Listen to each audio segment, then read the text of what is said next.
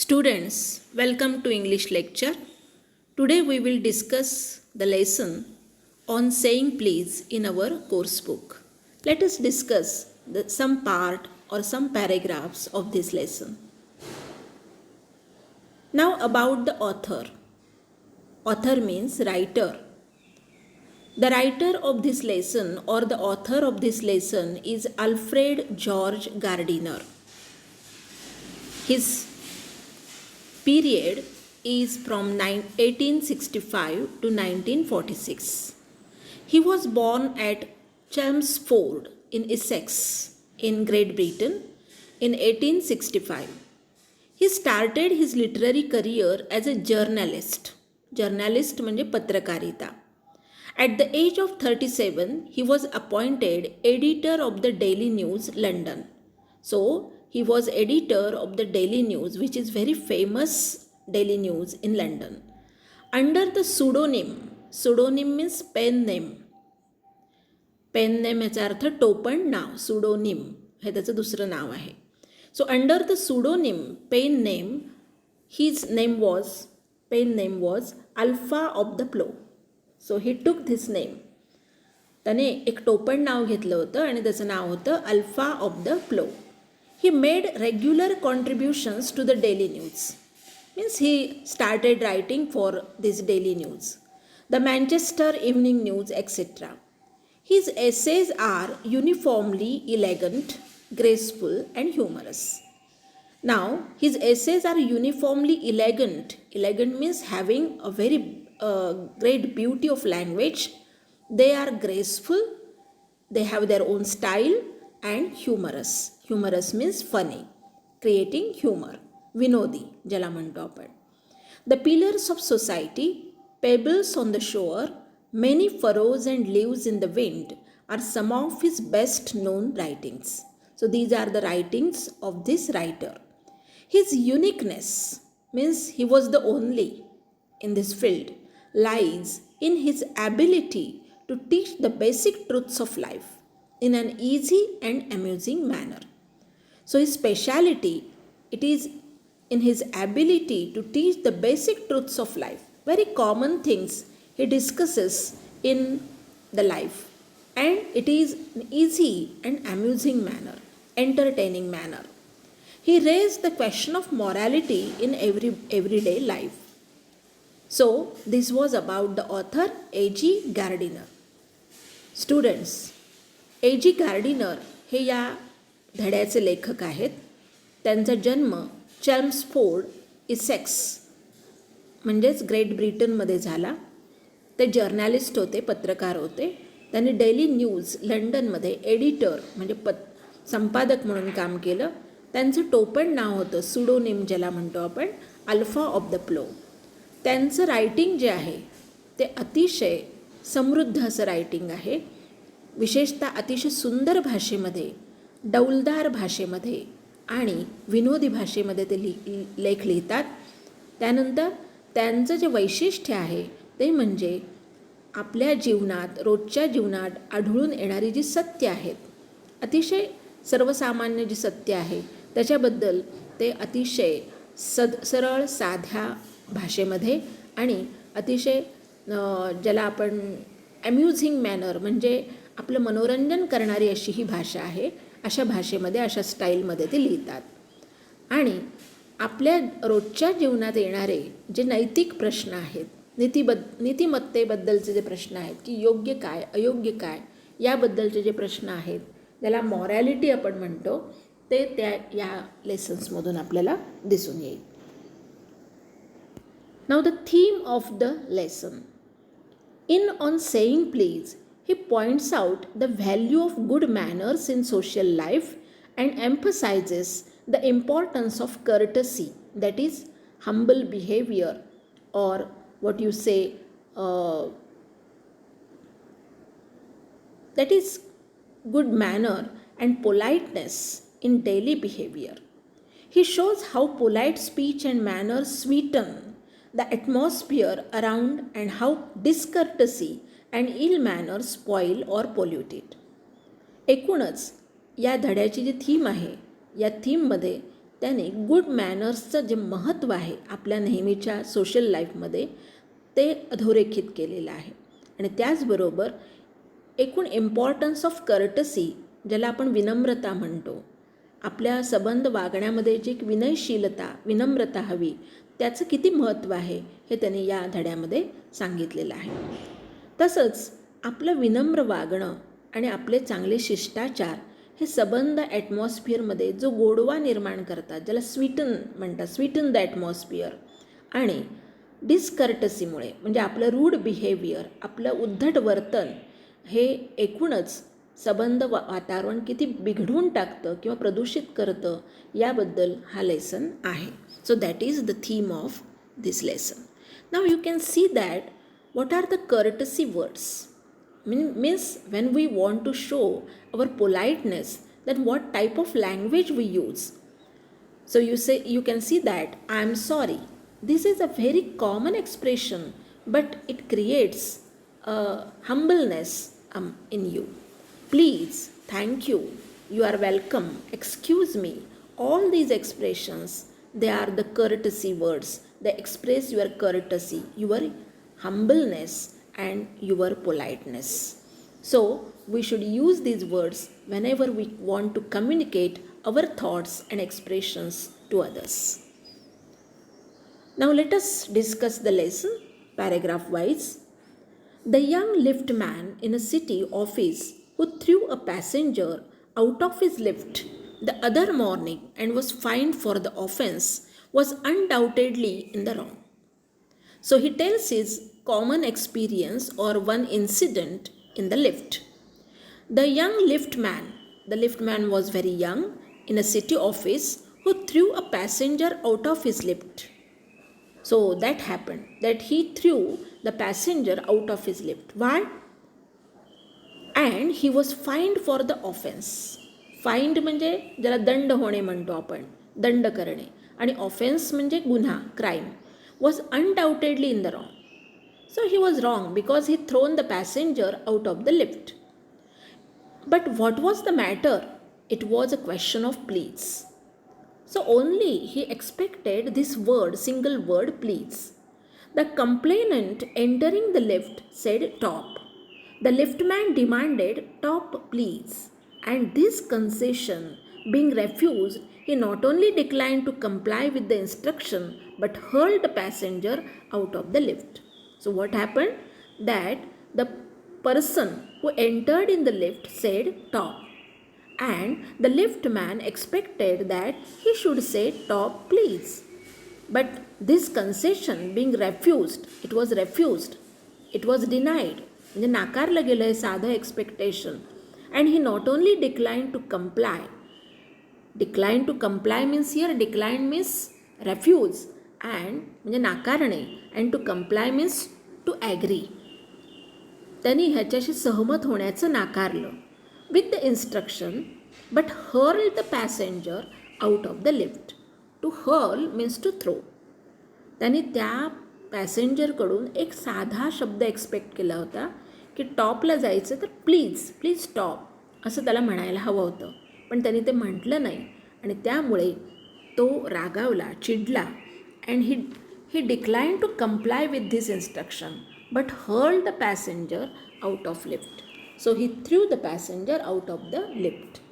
थोडक्यात काय घडलं की लिफ्टमनला अपेक्षित असं होतं की जो माणूस त्या लिफ्टमध्ये शिरलेला आहे, जो कंप्लेनंट आहे, त्याला फक्त प्लीज म्हणावं अशी अपेक्षा होती, पण त्याने ते म्हणायचं नाकारलं आणि त्यामुळे त्याने त्याला सरळ त्या लिफ्टमधून बाहेर हाकलून दिलं. This of course was carrying a comment on manner too far. अर्थात ही घटना मॅनर्सच्या संदर्भामध्ये जरा जास्तच होती. Discourtesy is not a legal offence. Discourtesy means exactly opposite. That is your humbleness and politeness, that you are not polite. So discourtesy is not a legal offense. म्हणजे असा तुम्ही जर उद्धटपणा दाखवला, विनम्रपणा दाखवला नाही तर तो काही लीगल ऑफेन्स नाही. लीगल म्हणजे कायदेशीर आणि ऑफेन्स म्हणजे गुन्हा. तो काही कायदेशीर गुन्हा नाही. And it does not excuse assault and battery. Assault and battery means threat of physical violence, की तुम्ही एखाद्याच्या अंगावर जाणार किंवा शारीरिक हिंसा कराल असं काही त्याच्यामधून तुम्ही करू शकत नाही. If a burglar breaks into my house and I knock him down, the law will acquit me, and if I am physically assaulted it will permit me to retaliate with reasonable violence.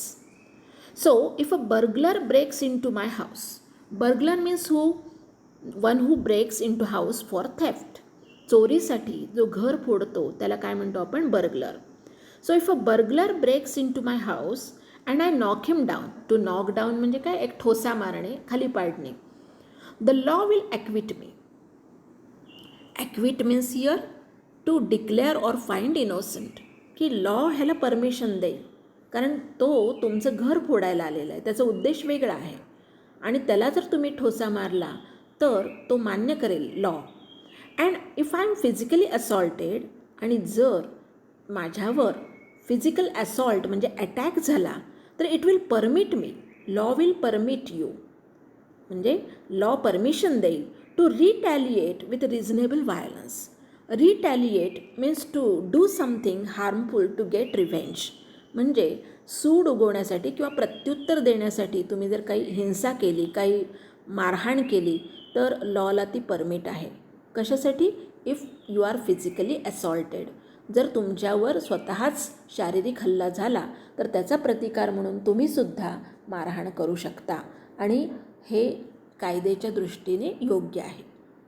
त्यामुळे इथं ठीक आहे, कारण जो घरात येणार आहे त्याचा जो हेतू आहे, पर्पज आहे, it is wrong. That he wants to theft means he wants to get something out of your house. तुमच्याकडून तुमचं घर फोडून त्याला काहीतरी हवं आहे. So in this regard, in this manner, in this case, if you do something wrong, physically assault, then law can permit. जर तुम्ही या संदर्भात काही शारीरिक हालचाल केली तर कायदा त्याला पूर्णपणे पाठिंबा देईल. पण दुसऱ्याने तुम्हाला थँक्यू म्हटलं नाही किंवा दुसऱ्याने तुम्हाला प्लीज म्हटलं नाही म्हणून तुम्ही त्याच्या अंगावर अटॅक करू शकत नाही, तो पूर्णपणे गुन्हा ठरेल. तर अशा पद्धतीने कर्टसी अँड डिस्कर्टसी कुठे चालू आहे किंवा कुठलं कायद्याच्या दृष्टीने कुठे मान्य आहे हे तुम्ही बघू शकता. It does not this because the burglar and my assailant have broken quite definite commands of the law. assailant ह्याचा अर्थ अटॅकर. कारण बर्गलर जो घरफोडे आहे त्याने तुमच्यावर अटॅक केलेला आहे, शारीरिक अटॅक केलेला आहे. He is attacker. So he has broken quite definite commands of the law. जे लॉचे कमांड्स आहेत, रूल्स आहेत, ते त्यांनी ब्रेक केलेले आहेत आणि त्यामुळे तुम्ही त्याच्यावर एक प्रकारे प्रतिहल्ला करू शकता. But no legal system could attempt to legislate against bad manners. Legislate means to make the rules. पण कुठल्याही कायदेशीर कायद्यामध्ये किंवा कायद्याच्या पद्धतीमध्ये अशा प्रकारे बॅड मॅनर्सच्या विरोधात कुठले कायदे केलेत, रूल्स केलेत असं आढळून येत नाही. Or could sanction the use of violence against something which it does not itself recognize as a legally punishable offense.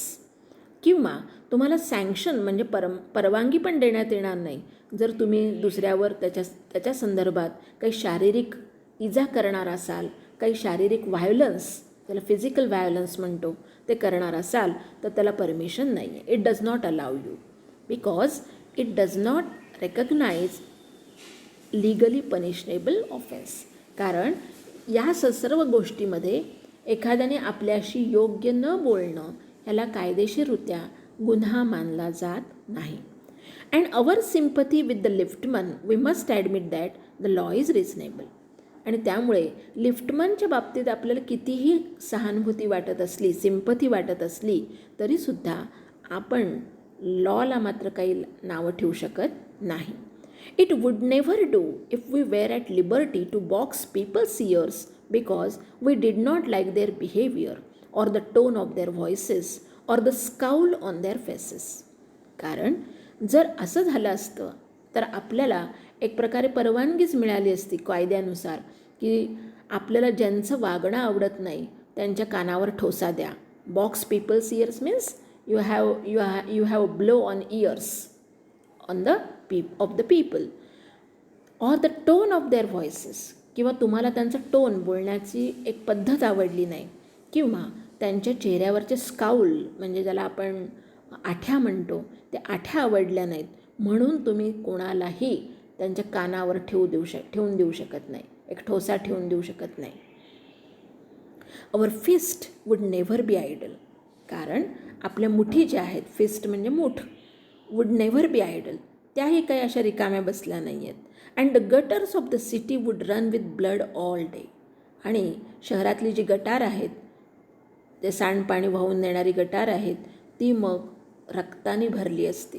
जर आपण अशी परवानगी कायद्याने दिली असती की तुम्हाला कोणाचं बोलणं आवडलं नाही म्हणून त्याला एक ठोसा लगवून द्या, कारण दुसराही आपला ठोसा देऊ शकतो, त्याचीही काही मूठ गप्प बसणार नाही.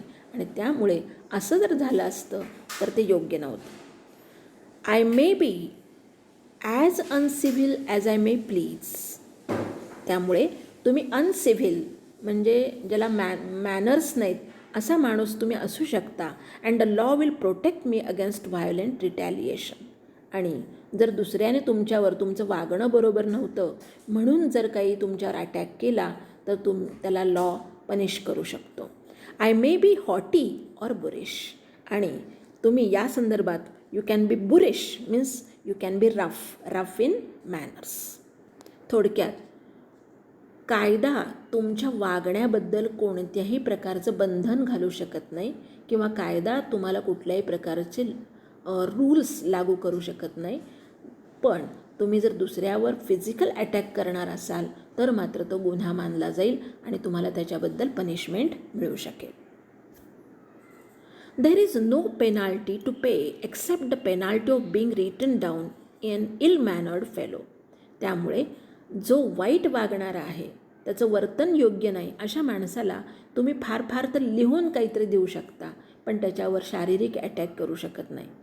The law does not compel me to say please or to attune my voice to other people's sensibilities any more than it says that I shall not wax my mustache or dye my hair or wear ringlets down my back. Law does not compel you to say please. कोणताही कायदा तुम्हाला please म्हणण्यासाठी compulsion करू शकत नाही किंवा तुम्हाला तो तुमच्यावर बळजबरी करू शकत नाही.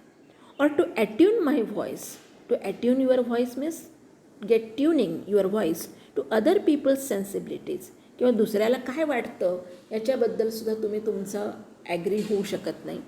Any more than that it says that I shall not wax my mustache or dye my hair or wear ringlets down my back.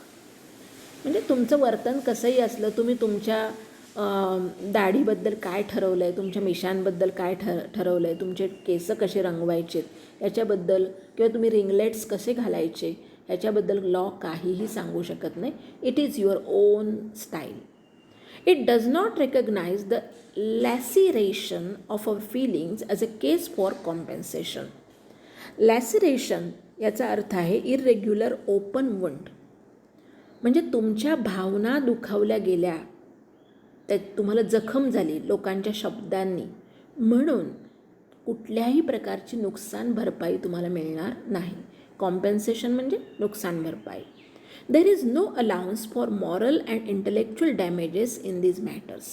त्यामुळे तुमचं नैतिक किंवा तुमचं बौद्धिक जे डॅमेज झालं आहे, जे नुकसान झालं आहे ते भरपाई करायला कोणताही कायदा तुम्हाला, कोणताही रूल, कोणताही नियम लागू करत नाही. म्हणजे थोडक्यात तुमच्या भावना दुखावल्या म्हणून तुम्ही कोणावरही शारीरिक अटॅक करू शकत नाही किंवा कायदा तिथे काही करू शकत नाही. This does not mean that the damages are negligible. पण दुसऱ्यांच्या वाईट वर्तनामुळे, दुसऱ्यांच्या रूड बिहेवियरमुळे आपल्या ज्या भावना दुखावल्या जातात त्या दुर्लक्ष करता येण्यासारख्या नाही आहेत. Not negligible. It is probable that the liftman was much more acutely hurt by what he regarded as a slur upon his social standing than he would have been if he had a kick on the shins, for which he could have got a legal redress. थोडक्यात लिफ्टमॅनच्या बाबतीत जे घडलेलं आहे, he was actually hurt, he was really hurt. त्याला त्याचं सन्मानाला किंवा त्याच्या एकूण जो प्रतिष्ठेला खरं म्हणजे इन्सल्टिंग वाटलं की त्याला कोणी प्लीज म्हटलं नाही. So he regarded as a slur. Slur means here insult. Upon his social standing, त्याचं जे सोशल स्टेटस आहे, सोशल स्टँडिंग आहे, त्याची प्रतिष्ठा आहे एक लिफ्टमन म्हणून, त्याला ते योग्य वाटलं नाही. It was like an insult for him. And he would have been if he had a kick on the shins. कदाचित त्याच्या पाठीवर किंवा त्याच्या बॅकवर कोणी त्याला एखादं किक मारली असली तरी कदाचित त्यांनी लीगल काहीतरी म्हणजे कायद्याचा हे घेतला असता, पण इथं तो काही करू शकत नव्हता.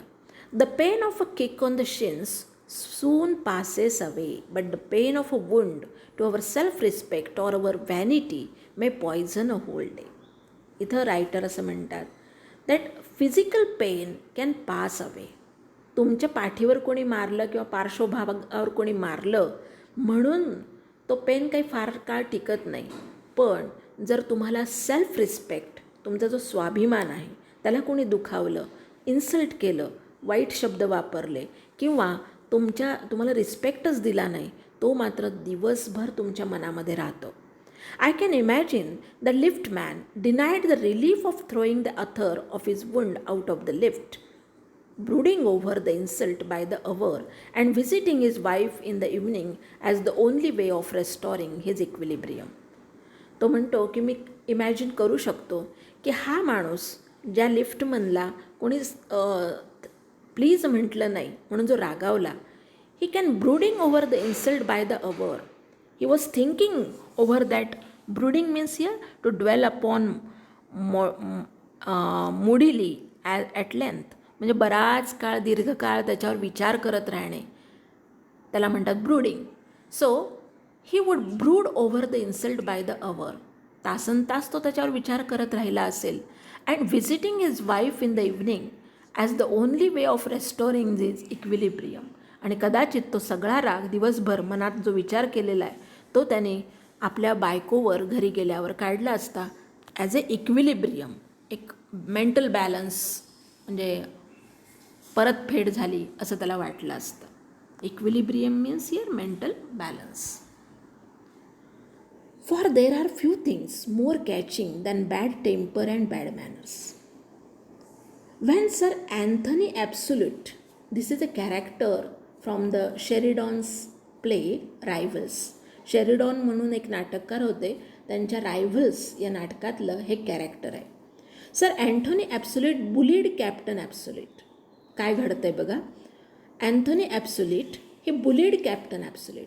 बुली करणं म्हणजे एक प्रकारचं वरचष्मा गाजवणं किंवा हुकूम गाजवणं. The latter went out and bullied his man फॅग.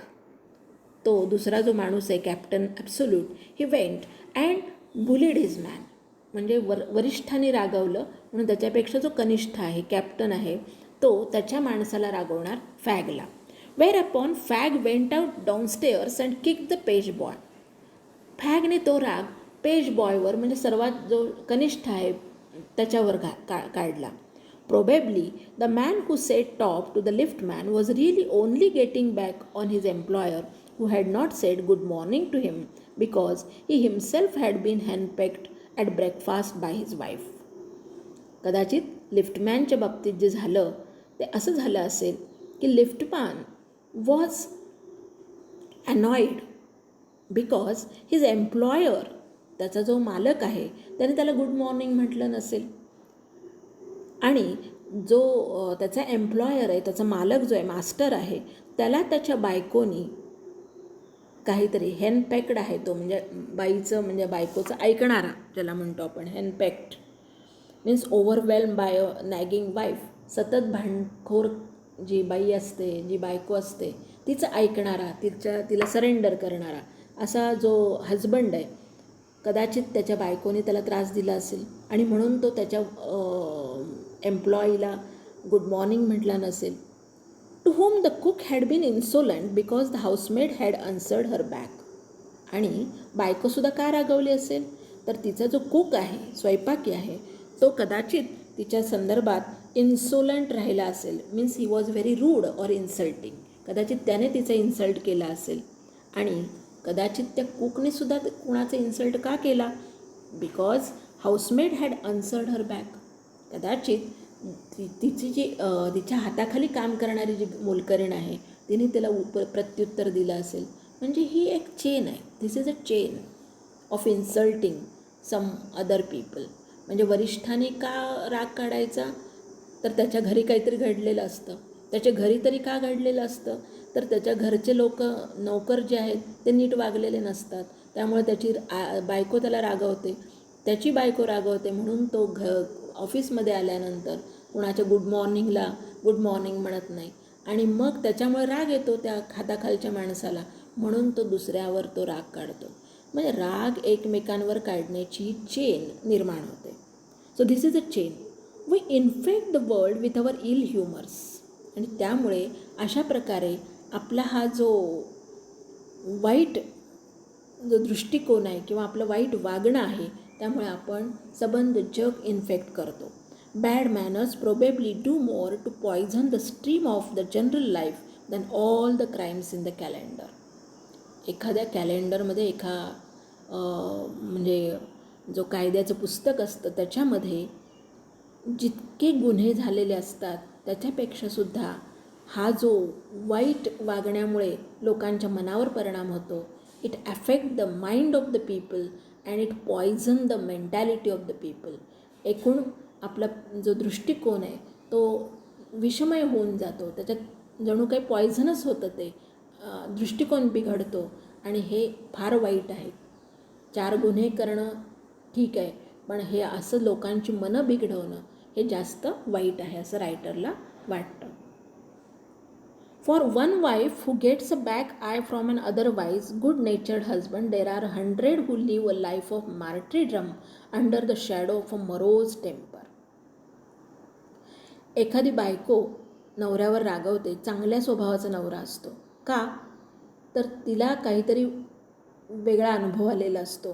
Who live a life of martyrdom. आणि त्यामुळे त्या बिचाऱ्या नवऱ्याला तिच्या हाताखाली सतत अशाच प्रकारे जणू काही त्याचा बळी गेलेला आहे. Extreme suffering, martyrdom means extreme suffering. त्याला दुःखदायक असा दिवस घालवावा लागतो. आणि अशा प्रकारे जगणारे खूप लोक आहेत की जे बायकोच्या हाताखाली बिचारे राबत असतात. का? तर बायकोचं टेम्परामेंट जे आहे ते बिघडलेलं आहे. हा विनोद त्याने केलेला आहे. Shadow of morose temper. Morose means very sullen, gloomy, अतिशय उदास अशा वातावरणात त्यांना राहावं लागतं. But all the same the law cannot become the guardian of our private manners. पण इथे कायदा काही करू शकत नाही. ना त्या बायकोला तो काही त्याच्याबद्दल रूल्स आहेत की तू असं वागू नकोस, किंवा त्या नवऱ्याबद्दलही काही सहानुभूती त्याला वाटू शकत नाही. No decalogue means set of rules. So no decalogue could cover the vast area of offences, and no court could administer a law which governed our social civilities, our speech, the tilt of our eyebrows, and all our moods and manners. कायद्याचे जे set of rules आहेत, कायद्याचे जे वेगवेगळे नियम आहेत, नियमावली आहे, त्याच्या अंतर्गत कितीतरी असे वाईट प्रसंग ज्याच्यामध्ये वाईट वागण्यामुळे आलेले दुःखदायक प्रसंग आहेत ते येत नाहीत. So it cannot cover the vast area of offences and no court could administer a law. आणि कुठल्याही कोर्टने एखादा कायदा केलेला नाही which governed our social civilities. आपले जे सोशल मॅनर्स आहेत त्याच्यावर गव्हर्निंगसाठी किंवा त्याच्यावर अधिकार गाजवणारा कुठलाही लॉ नाही. अवर स्पीच, आपण एकमेकांशी कसं बोलावं याच्याबद्दलसुद्धा कुठलाही लॉ काही करू शकत नाही. किंवा the tilt of our eyebrows, म्हणजे आपण नाराज झाल्यामुळे आपल्या कपाळावर येणारी जी आठी आहे त्याला म्हटलं आहे tilt of the eyebrows. And all our moods and manners. आणि आठी आल्यामुळे आपण एकमेकांशी जे वाईट वागतो, आपले मूड्स आपण नेहमी एक्सप्रेस करतो, त्याच्यावरसुद्धा गव्हर्न करणारा कोणताही कायदा अस्तित्वात येऊ शकत नाही. थोडक्यात विद्यार्थिनींनो, आपलं वागणं, आपलं बोलणं आणि आपले जे मॅनर्स आहेत याच्याबद्दल कोणताही लॉ आपल्याला काही करू शकत नाही. लॉ फक्त कुठे उपयोगी पडतो, जिथे आपण दुसऱ्यावर शारीरिक काही हालचाल केली, आक्रमण केलं तरच लॉ तिथे काहीतरी हस्तक्षेप करू शकतो. It can use its power, but no law is powerful if in the case of manners. Manners आपल्यालाच घडवावे लागतील, आपल्याच मनामध्ये एक प्रकारे आपल्याला ते संस्कारित करावे लागतील, तरच आपण जग चांगलं करू शकू. नाहीतर एकमेकांशी अशा प्रकारे वाईट बोलणं, एकमेकांशी इन्सल्ट करणं हे नेहमी होत राहतं आणि त्यामुळे ह्या जगामध्ये एक प्रकारचं वाईट वातावरण, एक निगेटिव्हिटी सगळीकडे पसरत राहते असं रायटरला म्हणायचं आहे. So this was the first, these were the first 3 paragraphs of this lesson, and I hope you might have understood, and you will read the paragraphs very carefully, go through the difficult words and write down these difficult words in your notebook so that you can understand each and every sentence in the paragraphs. So I hope that you will do this. Thank you very much.